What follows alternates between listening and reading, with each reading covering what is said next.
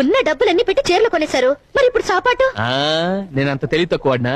నీ దగ్గర ఇంకో 250 ఉన్నాయి కదా, వాటితో సరుకులు కొనేస్తాను. వెళ్ళు డబ్బులు తీసుకురా. అవతల పోయి మండుతుంది, ఎసరు మరుగుతుంది. త్వరగా డబ్బులు. ఏంటా ఎరుచూపులు? డబ్బులు దమ్మంటుంటే. ఇది ఒకసారి పట్టుకోండి. నువ్వేం తప్పు చేసావే? మన ఇంట్లో పడగది ఉందా? ఆ పడగదిలో పట్టు మంచం ఉందా? ఆ పట్టు మంచం మీద ప్యాకెట్ ఉంది, వెళ్ళి తీసుకురండి. 7, 8,